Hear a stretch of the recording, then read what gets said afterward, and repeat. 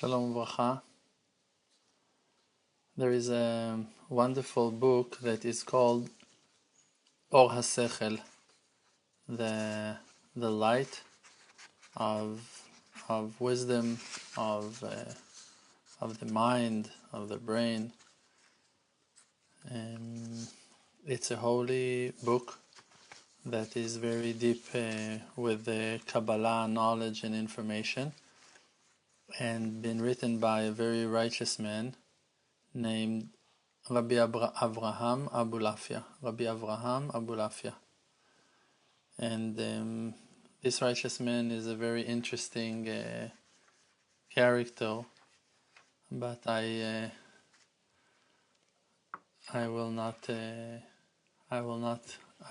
enter to that. I'll not start explaining about his greatness, even though he was a giant, and hopefully one day we will talk about him more.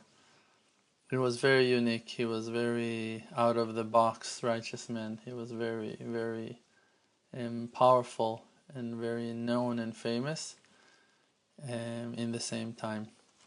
So there is a part in the introduction that I want to read parts of it to you, and I will translate it, of course, from the holy language, Hebrew. And just another small tiny detail about that book, what it means for me, that in the real beginning of my tshuva, one of the first books that I bought in the beginning of my tshuva, around 20 years ago, or let's say 19 years ago. So I went to some old bookstore, and I saw that blue cover book that it's written on it, Or HaSechel, the light of the mind. And I said whoa, what's that? It was interesting, and I went and bought that book. And then I read this introduction, and I remember that I said to myself that it's the deepest, most precious handwrite I ever read till that day in my life. It was fantastic in my eyes. I remember it was so sweet, so bright. After finishing the introduction, I tried to read the book, but I was not able to grasp it. It's real secrets of Kabbalah, and it's very deep. He was meditating and reviewing and running letters in his mind, Rabbi Avraham Abulafia, Zachar Tzadik V'Kadosh Livracha, and he was writing the letters in circles, and he was rolling those letters, huge long combinations of letters, and just memorize them and thinking about them and aiming them, holy names of the Creator, of angels, whatever. Deep explanations he has of his deep meditations and observations that he was into. Okay, so let's read a little bit from this wonderful introduction after my little introduction myself. So he's saying, because that human thought is short and limited from achieving the godly issues that are hidden from the eyes of the flesh, and bones, and the spiritual godly bounty force that thought of the person all the time in a great pressure to find its source of power. So he's saying that the thought of the person, this is a piece of information that you need to pay attention to every detail. Okay, you need to hold on now to your brain like a rider will hold his horses for them not to run to the sides if you want to understand. So stay focused. Again, because that the thoughts of a person is short from achieving the godly issues that are hidden and covered from the eyes of flesh, and the godly spiritual bounty is forcing it in great pressure to find the the essence of its power, means of the power of the godly bounty, and of the human ability to get it, to achieve it. So because of that, every person, every human being that learned a little bit and got sophisticated, means knowledgeable means understanding, he is forced now, he is obligated now to pull himself after those ways of achieving the power of that light, of the godly issues. And as much as that spiritual bounty is forcing that person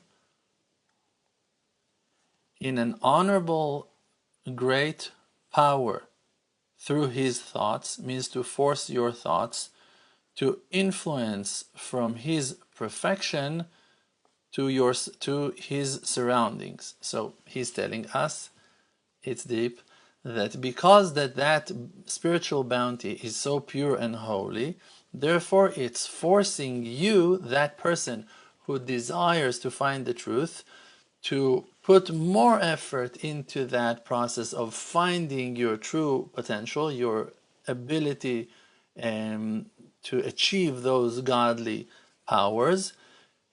And it's in that bounty's character, power, potential of his creation is to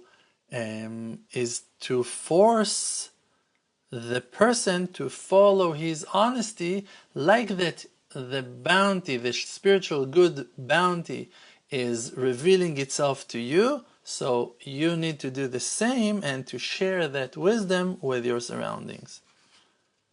Nice, right? It's complex, but it's right. It's nice.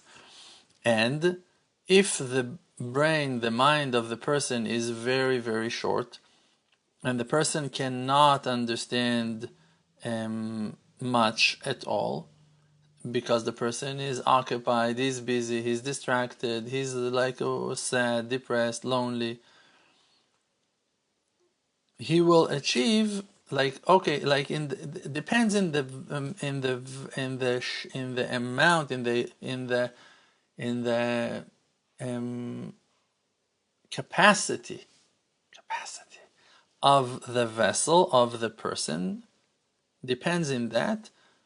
That's how much that light of the mind will spread and will find its place in its amounts inside of you.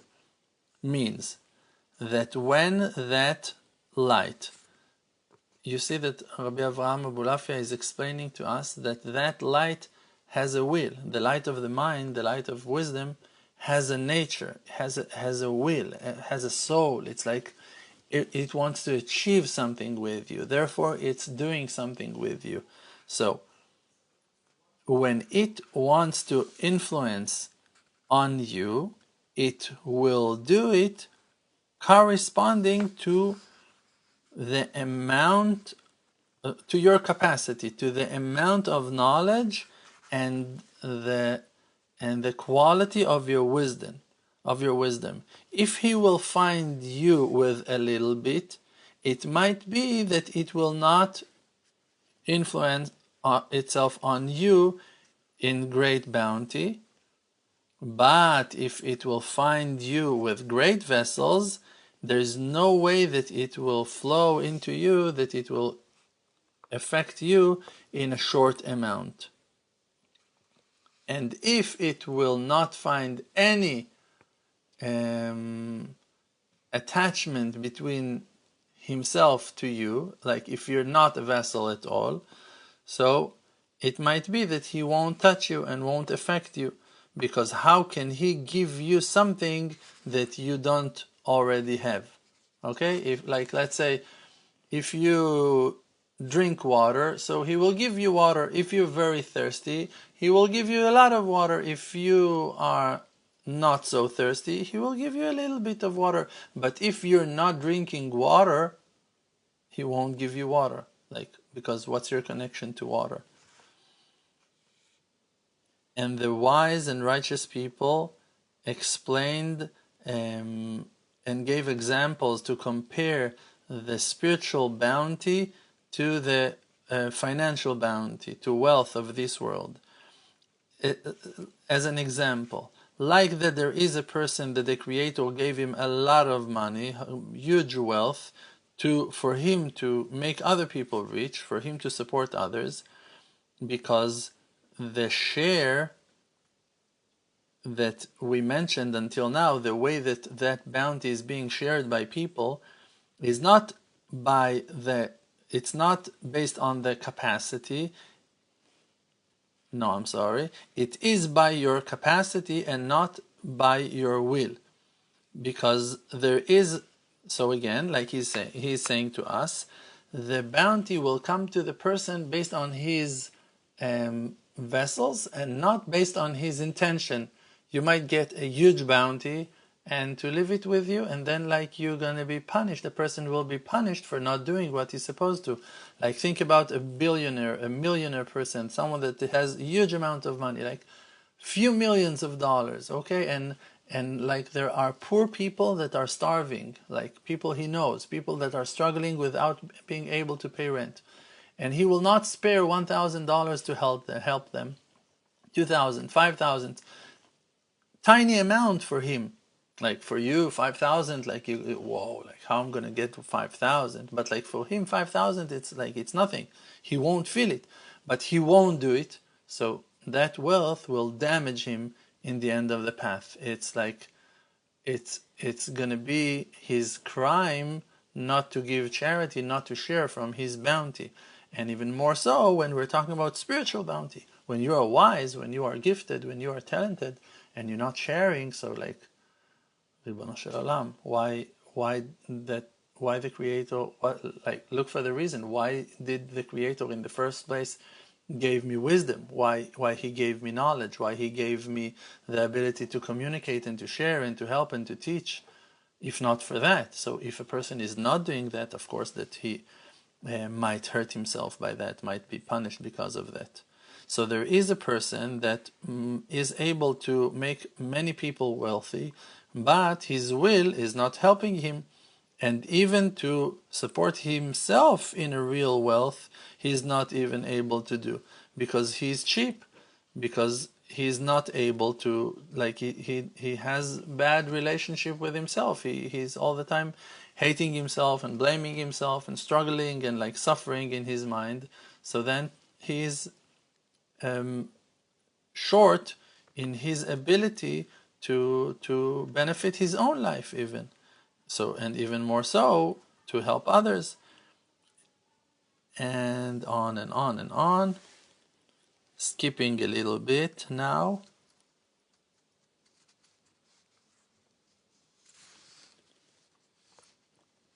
Okay, skipping.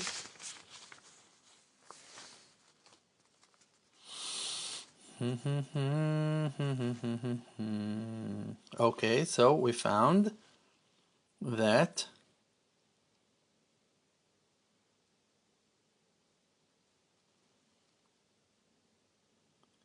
if the person does not have fair actions, means that the person is not worthy for wisdom. Those, like, that's the description, means those are the terms for you to have a vessel to enjoy the spiritual bounty. Okay, so if you don't have great actions, great deeds, if you're not polite, if you're not nice, if you're not like a pleasant person, so there's no brain, there's no illumination of the mind to you. Why? Because the mind, that light of wisdom, will not find a place to hover upon, to set a dorm in. And therefore he will not come to stay by that person at all. So you can have a huge person that is a genius. He has tons of information in his mind. He knows so many things. He's great with numbers, and his memory is perfect. But he's so far from being a real wise person. Why? Because he's rude. Because he's like wicked, because he's evil, because he's like disgusting in his mind. So the light of the mind, the wisdom of that person, will not shine upon him, even that he is very knowledgeable. And even though that the light of the wisdom does not have a need to stay at any place, because the light of the wisdom is not a physical body, and it's also not a power inside the body, and he's not achieving anything when he's hovering upon a certain place, just that that thing that is a place for him, means that body that is the vessel for the wisdom to hover in it, that body will become holy when the light will shine upon it after he visit that place. Means that the light of the wisdom of the person is not, it doesn't need you. The light of the soul, the light of knowledge, of true understanding, of godly wisdom, spiritual godly understandings, doesn't really need to stay inside of you, and it's not useful for him to hover upon you or to fill you from within. It doesn't need you. Hashem is perfect with you or without you. The light of wisdom is shiny and exists with us or without us. Just the only thing that comes out of the fact that this goodness will fill us from within will be that we will be purified because of the fact that it hovered upon us. That's the only use. That's the only thing that he achieved, that he helped us. That when he came to us, he purified us. When the light of wisdom is shining upon you and you became a vessel to hold that bounty and to enjoy it, it left a mark upon you and made you holy. And that's the only thing that he is achieving, that he helped you. He doesn't need you. He wants you to grow. He wants you to become happy for your own sake, for your happiness. And all of that is because of the fact that that person, that vessel, was impure, and it's compared, like the only reason why that light is purifying you is because that one moment before it came to you, you were impure and far from holiness, and it's compared to the effect of the light of the sun on the dark house. Okay, there is a dark house, and the light of the sun is shining into that dark house, and that explanation will help us to understand the nature of the light of the mind, the light of the wisdom on us. That the house, before that the light of the sun came to him, to it, it's called dark. It's a dark house. And when the light came into the house, so the house will be called illuminating, shiny. And the person who will come to that house, he will see what there is in that house, because that the light was filling it, was affecting it. And the light is not the body, it's not the house, and it's not a materia. And even though that it is a power in the body of the sun, even though that the light is a certain energy that comes out of the sun, it is not a power who attach itself to the structure of the house. When the light is shining, it's affecting light, shine on the house, but it does not move the house. It's not electricity in the house. It's not water running in the pipes of the house. The energy is an energy from its own side of it being a a beam of light that comes out of the sun, so it is a power that comes from the sun, but not from the house. And therefore, when it will separate, when the light of the sun will separate from the house will go back to be dark, and as it was in first place. But the homeowner, the person who lives in the house, he already achieved it was useful for him because it was useful for him that the light of the sun shine into his house because of few things that are in the house. Because that the light was hovering, was filling the house, and that person who lives in that house, while the light was shining on the house, in the house, he achieved in his eyesight certain things that were in a certain condition in the house, and he fixed all those things while the light was there. And when the light moved away when the light moved away from the house, it was only after the person already fixed the things that he was able to fix because of the fact that the light was there. So if the homeowner was sharp and educated and wise, and wise, to do all the things that he was supposed to do before the light will disappear from the house at night, and in that time of light during the day, he hid the things that he was supposed to hide, and he revealed the things that he was supposed to reveal, and he fixed the fences around the house that thieves will not come and hurt the house. When the light will be removed, will move away. So a wise person in the time of illumination, in time of the illumination of his mind, of your own wisdom, is fixing things, preparing himself for the night that for sure will come.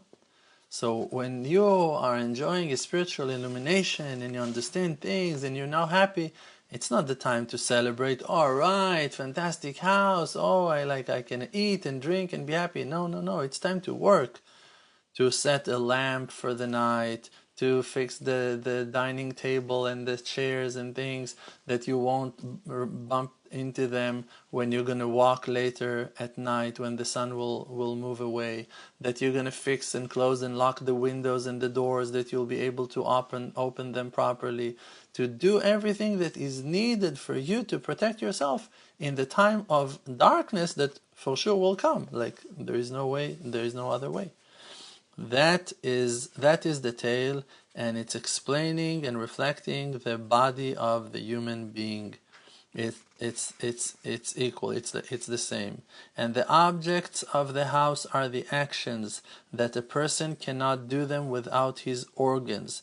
And the homeowner is the spiritual. Is the spirit. It's the emotional spirit. Haruach hanafshi. Hametaken inyanei haguf, that is fixing all the things of the body. The homeowner is the spirit of yours who is fixing all things of the body. Means that you are taking the power inside of you that is taking care of yourself, that is making you eat in the right time that you need to eat, and brush your teeth, and learn Torah, and go meet your friends, and go to work, and speak with your soulmate, and educate your children. Like, do the things that you need to do. And when the light of the mind is affecting, means shining upon the brain and the heart and the kidneys and all the rest of the places that the light of the mind is hovering upon them, and when that pure heart is understanding the potential of the mind, of the light of the mind, and he understands, when you are wise and you understand that when you are getting wisdom, when you are learning something, when you experience a shift, a spiritual development. You understand that now you are enjoying a certain power that is about to disappear, and it's time to use it. And you understand that it's coming and going. You understand that when it came from heaven, and you understand that when it will be gone, you won't be able to grab and to hold on to it. So then that person will put the effort to fix all the things who are needed to be fixed while the light is hovering upon him, the light of mind, and he will already understand what are the things that are blocking the light from shining, and what are the things that are bringing it into the house. And they are compared to the good actions, who are protecting and building and preparing the vessel to contain the light of the mind, and bad actions, God forbid, are the ones who are blocking the light from shining. And a person who will attach himself to the good actions and good deeds, he will find the power to fix all the fences, all the broken places with the power of his mind. And even though that others will come to damage, outsiders will come to damage, and they will try to damage, they won't be able to damage, because that person fixed it all. But if a person wastes his time in the time of illumination on his own pleasure, those holes in the fence will stay open, and a hole in the fence is calling the thief to come, and he will not, and when the thieves will come, they will not find no one to reject them and to prevent them from harming. And because that the light of the mind is the power to create, to fix the fence and all the holes, and to fix and like to help us to correct ourselves, that's why Rabbi Avraham Abulafia is saying, I wrote this wonderful book to help every person, any person, to fix any hole in his fence, to protect himself. And I called this wonderful book like in the name of that purpose, of that topic, and it's Or HaSechel, the light of the mind. That's it. I love it. I like it. I enjoy it, and I bless you to be able to rise and shine and to understand those amazing, amazing teachings of the righteous ones. Rabbi Avraham Abulafia, an angel in the figure of a man, a wonderful person, a wonderful righteous man, who illuminated the eyes of many and brought down huge amount of light to us. May those teachings heal our spirits and complete our inner structure for us to be a worthy vessel to shine the light of our soul, to inspire and heal the hearts of all our surroundings. And may those circles expand and expand till there will be no one that is not enjoying the illumination of the mind. Thank you. שום דבר כבר לא יעצור אותי